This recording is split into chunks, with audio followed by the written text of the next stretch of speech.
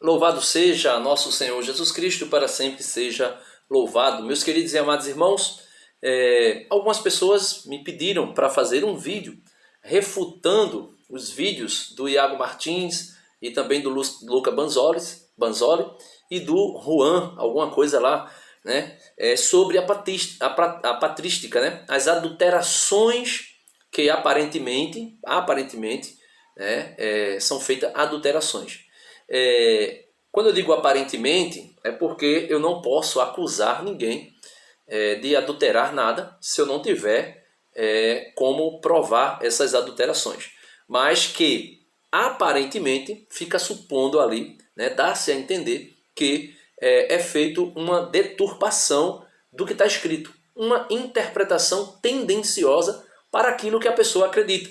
Por exemplo, eles acreditam no sola escritura, somente as escrituras, acreditam, mas somente como um cavalo de Troia para tentar levar católicos para suas seitas, porque na verdade eles não acreditam. Por exemplo, o pastor Iago Martins, ele é calvinista. Se ele fosse adepto do somente a escritura, ele não iria ficar dando tanta atenção aos escritos de Calvino, a teologia calvinista, a teologia reformada. Ah, Denis, mas a teologia reformada está toda baseada na Bíblia. Sim, a teologia reformada de Calvino está baseada na Bíblia, segundo Calvino alega. A teologia de Lutero está baseada nas Escrituras, segundo Lutero alega, né? A teologia de Zwinglio, de Ganso, que eles disseram, a teologia de Jacó Armínio, a teologia de Henrique VIII, que criou a igreja anglicana, todas essas seitas, todas essas igrejas, entre aspas, têm uma certa teologia, que alega ser a teologia bíblica, mas todas elas diferem uma das outras. A teologia unicista vai dizer que não existe trindade. Eles usam a Bíblia, pegam a Bíblia, leem a Bíblia e deturpam a Bíblia dizendo que não existe trindade, que não existe o Pai, o Filho e o Espírito Santo como pessoas distintas uma das outras. O batismo de criança, eles vão dizer que não existe, outros vão dizer que existe, outros vão dizer que existe a trindade. E assim sucessivamente, como nós já sabemos. A defesa do sábado, a defesa dos mandamentos, né? A defesa, quando eu digo a defesa dos mandamentos, é o mandamento tipo o repouso sabático, né? O Shabat, o repouso, o dia de sábado, como o sábado que nós conhecemos hoje. Tudo isso eles defendem usando as escrituras, né? A mortalidade da alma, né? Outros vão defender a imortalidade da alma, outros vão defender o arrebatamento secreto, outros vão dizer que não existe o arrebatamento secreto, outros vão dizer que vai existir um reino milenar de Cristo, outros vão dizer que não existe. Ou seja, essas doutrinas que nós já conhecemos. Só que, meus irmãos, os protestantes começaram a descobrir esses livrinhos aqui, ó. São chamados de patrística, ou seja, os pais da igreja. E com isso, eles começaram a ficar perturbados. Eles estão perturbados, estão estressados, estão agoniados. Por quê? Porque a patrística testifica que a igreja una, santa, católica e apostólica é a igreja que Cristo fundou. E aí, existe também um irmão, que ele é o André Luiz, ele é ortodoxo, conheço ele só de algum vídeo que eu vi, também não sei nada sobre ele. Ele também defende a patrística. Por quê? Porque a patrística defende a tradição apostólica. E as igrejas ortodoxas, elas têm tradição apostólica. Elas têm a sucessão também apostólica. Por isso são igrejas que têm sucessão apostólica e nós podemos ver que tem os sacramentos, como nós conhecemos, que é o pilar, né, da salvação ali, da graça que é dada, que é distribuída, que é administrada pela igreja. Então, o André Luiz mostrou que Lucas Banzoli está totalmente enganado quando vem alegar que os pais da igreja acreditavam na sola escritura.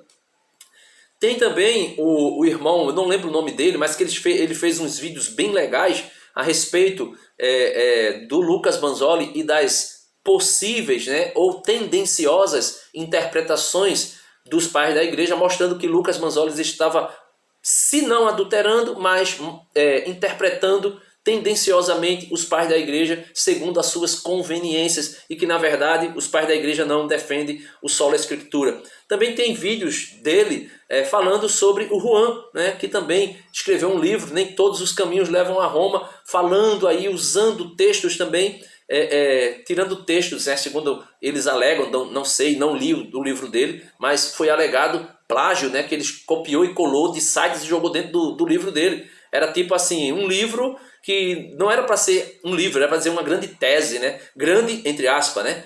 Mas era para dizer assim, é uma tese baseada em vários autores e vários sites e vários artigos, e eu peguei, né? Aqui está aqui a biografia do artigo tal que diz tal coisa, do site tal que diz tal coisa. Deveria ser feito isso, mas não dizer que é um livro que ele escreveu segundo o que está sendo dito, que eu também não sei, né?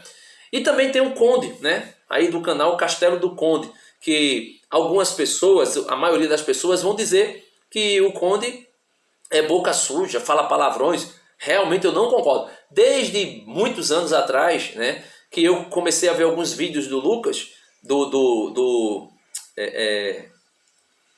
é que se chama? Do Conde, que eu não indico os vídeos dele. Infelizmente, eu diria isso até a ele mesmo. Eu não indico os vídeos dele por conta disso, porque tem pessoas que não são simpatizantes, que não conseguem ver alguém falando da igreja, falando dos evangelhos, falando de Jesus, falando dos sacramentos, usando palavras de baixo calão, né? Infelizmente, eu não indico, porém, é um dos canais que eu acompanho bastante. Por quê? Porque é uma pessoa muito inteligente, uma pessoa que tem muito conteúdo. E eu já escrevi, não lembro qual foi o vídeo dele, mas eu já escrevi em um livro, disse Conde. Em um vídeo dele eu já escrevi um comentário lá, disse Conde, se você diminuir ou parar completamente os palavrões, você vai fazer o seu canal bombar. Por quê? Porque as pessoas vão começar a indicar o teu canal. O teu canal é muito bom mesmo. Porém, muitas pessoas ficam com restrição, né, de assistir, de indicar por conta dos palavrões. Mas os palavrões dele não vai conseguir desdizer, né, ou colocar em descrédito aquilo que o Conde fala. Por quê? Porque o que ele fala é exatamente verdade. E o que ele fala sobre o Lucas Manzoli, sobre o Juan, sobre o Iago Martins, eu concordo embaixo. Porque é isto mesmo, meus irmãos. Eu não estou aqui para comprar a briga de ninguém, muito menos do Conde ou de qualquer outra pessoa que seja. Mas a verdade tem que ser dita. E uma coisa, meus irmãos, uma coisa que tem deixado os protestantes malucos são esses livrinhos aqui, ó. Esses livrinhos aqui, ó. Os Padres Apostólicos, Santo Agostinho, que eles tentaram sequestrar Santo Agostinho, né? Lutero, Calvino e outros tentaram sequestrar Santo Agostinho, porque Santo Agostinho aqui, ó, Santo Agostinho, né? A Graça, volume 1, ó. A Graça, aí, né? Santo Agostinho, volume 2, A Graça, porque o doutor da graça. O doutor da graça, aí ele vai falar aqui, ó, no livro 1, por exemplo, o espírito e a letra, né? A natureza e a graça, a natureza do homem, a natureza decaída, a natureza depois do pecado, a natureza antes do pecado, né? A graça de Cristo e o pecado original, né? Como é que a graça de Cristo age no pecado original, como é que ele veio. Isso aqui era para combater o pelagianismo, né? Que negava a graça e que negava as consequências do pecado original no homem.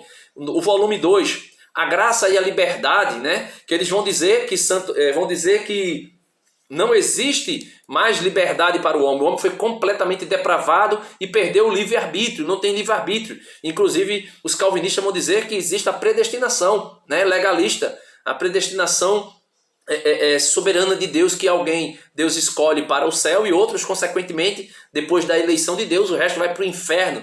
Só que essa predestinação aí de Calvino não condiz com o que Santo Agostinho ensinou, né? A correção e a graça, né? Aí ele vem aqui, ó, a predestinação dos santos. Santo Agostinho aqui, ó, a predestinação dos santos, mas não é a predestinação de Calvino, né? Porém, não é a predestinação como Calvino diz, que, sei lá, eu tenho aqui 3 livros, tenho 3 livros aqui na minha mão, aí baseado na predestinação legalista, né, na predestinação soberana de Deus, Calvino vai dizer que a expiação limitada, ou seja, que Deus elege desde a fundação do mundo, esse aqui para ser salvo e consequentemente esses 2 aqui foram eleitos para o inferno. Essa eleição dos santos, essa predestinação que eles falam, não tem nada a ver com a predestinação que Santo Agostinho apresenta aqui, né, nesse tratado sobre a graça. Depois eu vou fazer, porque eu não estou com tempo, minha gente, eu estou trabalhando demais, né, na igreja, evangelização, tudo, mas eu vou começar a fazer alguns vídeos sobre essas questões daqui da graça que Santo Agostinho fala. E ele fala aqui, ó, o dom da perseverança. Calvino tem algo semelhante entre aspas, né? Ele vai dizer a perseverança dos santos. Ou seja, aqui o dom da perseverança é uma ação da graça na liberdade humana que coopera com a graça de Deus, que diz sim a Deus e faz se cumprir aquilo que Jesus disse, né? Aquele que perseverar até o fim será salvo, né? Aquele que der frutos, produzir frutos, o Pai vai limpar para que produza mais fruto ainda. Aquele que não produzir fruto será cortado e lançado fora. Logo nós vemos que o dom da perseverança está exatamente unido, né? A graça está unida com a liberdade do homem, com a livre ação do homem, o desejo do homem de cooperar, de responder a Deus, né? Livremente, né? Então, ou seja, eles pegam esses autores, principalmente aqui, ó, Santo Irineu de Lyon, combatendo a heresia gnóstica, 5 livros, aqui tem 5 livros, né? Ele escreve 5 livros, é um compêndio aqui de 5 livros que ele combateu a heresia do gnosticismo e está sendo pego e deturpado. Não vou fazer os vídeos refutando o vídeo do Banzoli, nem o vídeo de quem quer que seja, porque tem muita gente que é melhor do que eu nisto aí, né? Porque tem como trabalha a tecnologia. Meus vídeos são assim, vídeos informais, vídeos que eu escrevo, pouquíssima edição, vídeos que eu gravo assim, sem escrever roteiro, sem nada, com pouquíssimas edições, mais espontâneo, falando espontaneamente. E por quê? Porque eu não sei, né? Eu uso o celular, né? E aí o pessoal aí tem um conhecimento técnico para colocar, por exemplo, o André Luiz, ele coloca sites, ele coloca vídeos se ele quiser, ele coloca textos da internet ali, ao mesmo tempo ele está gravando ali, às vezes eles estão fazendo um react, essas coisas eu não faço, né? Eu sou muito leigo, no celular é muito trabalho para fazer esse tipo de coisa, não faço, mas eu estou aqui fazendo o meu trabalho. Mas uma coisa é certa e uma coisa eu lhe garanto, os protestantes estão morrendo de medo desses livrinhos aqui. E se não conseguem provar que a igreja primitiva era a igreja protestante, porque a igreja protestante veio nascer em 1517, então é impossível que no século IV, século III, século II, século I seja a igreja protestante que estava lá. Então, como não tem como provar isso, o que é que vamos fazer? Depreciar, vamos destruir, vamos defamar, vamos falar mal aqui, ou falar mal, como Iago Martins fez, dizendo que eram bebês na teologia, ou, se não falar mal, vamos fazer o quê? Vamos deturpar e dizer que são protestantes e que têm uma teologia protestante, quando na verdade é tudo mentira, tudo falácia, e na verdade esses homens são 100% católicos da Igreja Una, Santa, Católica e Apostólica, fora da qual não há salvação. Salve Roma, salve a Igreja de Cristo, salve a sucessão apostólica, salve a tradição apostólica e salve o magistério autêntico da Igreja, que é o único verdadeiro intérprete das Escrituras, sem acrescentar e sem tirar nada. Deus abençoe a todos.